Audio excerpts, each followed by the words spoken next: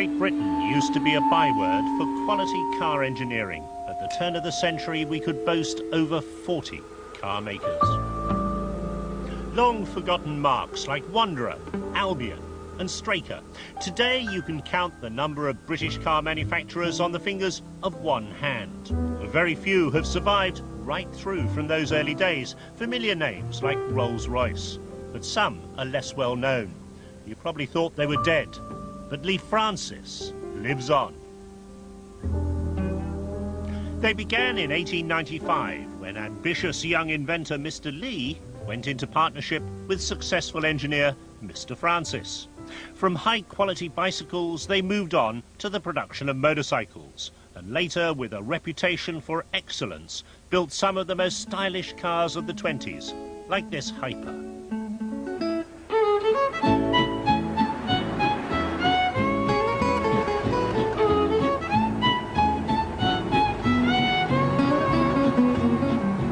Well, this really is the epitome of vintage motoring. Lovely lines, a rakish windscreen, fabric-covered body and a beautiful leather interior.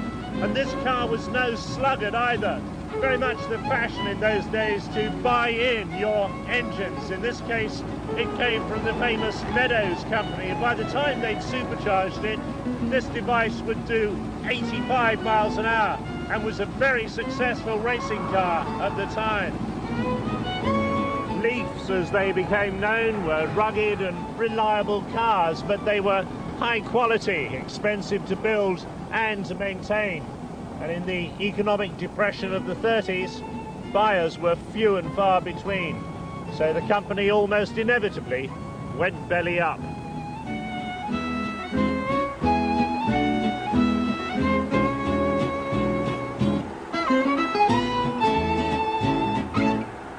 But boom and bust was to be the nature of this extraordinary company, and in 1937 Lea-Francis found a saviour, Hugh Rose.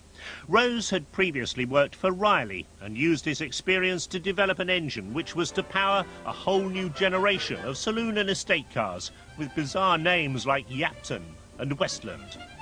Things went well initially. The Coventry works even survived the Blitz. But Leafs were still expensive and handmade, and there was a constant question mark over their ability to compete as the rest of the industry modernised its production and cut its costs in the post-war years. With 100 brake horsepower under the bonnet, the 2.5-litre Tourer was supposed to relaunch Lea-Francis after the Second World War. But despite the rugged good looks and some success in British rallying, things didn't go according to plan. Over at rivals Jaguar, Sir William Lyons launched the immortal XK120, and the rock and roll generation took to that in preference to the Lea-Francis. Sales fell away, and the company eventually went bankrupt for the second time in 1962. And that's where the story should have ended. But remarkably, in 1977, the remains of the company were sold lock, stock and barrel to a lifelong Lea-Francis fan determined to keep the magic alive. My parents got married in May 1928, and Mother had a comparatively affluent aunt who bought a new Lea-Francis car, and she lent it to my parents for their honeymoon. Dad must have been so impressed with this car, or with the ambience of the honeymoon, I don't know, but 10 years later, when we needed a larger car, he hunted about until he found a Lea-Francis. And that was the start of it? That was the start. In my opinion, the most elegant period of motor car body design was the 30s, the Art Deco period, if you like. And so about 20 years ago, together with a colleague, we decided we'd design and build a new car on traditional lines, but modernised wherever possible and using modern technology, but in the Lea-Francis tradition. Of course, we can no longer build engines. Lea-Francis used to build their own engine. We had to apply to Jaguar and obtain from them a complete engine and gearbox power unit, one might say, but it is our chassis frame and our suspension, and all the small detail work and fittings, even down to the door locks and handles, are of our own manufacture. It must be incredibly expensive to make those sort of things yourselves. Oh, it's a financial disaster, but one has to do something in this life.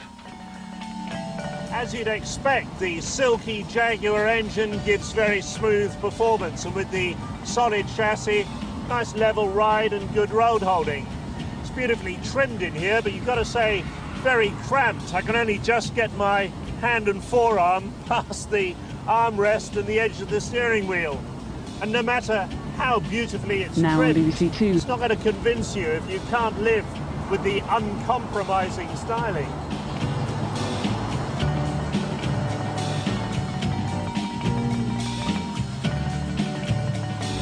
For £67,000, there are many better cars on the market. I suppose the car it comes closest to in personality is the Bristol. And like the Bristol, the market for such cars is extremely limited. Only 5 of these Ace of Spades cars have been sold so far. But far from being discouraged, Mr. Price is investing in a new car. At the Park Sheet Metal Factory in Coventry, famous for building the old Daimler limos, plans are being readied for a new kind of leap. This is a mock-up in full size of a limousine that we're intending to build. The principle is to test the interior space and to make sure that we can get in and out with our top hats on. It's not as heavy as it looks. We chose the round tube principle for simplicity of construction so that we didn't have to get involved in too much tooling. It's not often that one gets the chance to design a car from stem to stern, so that's obviously pleasing. Plus the Lea-Francis name, which we've been involved with for so long, maybe have a rebirth.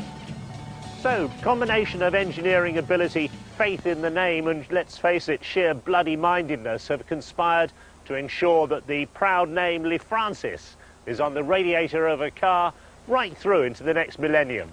Amazing, isn't it?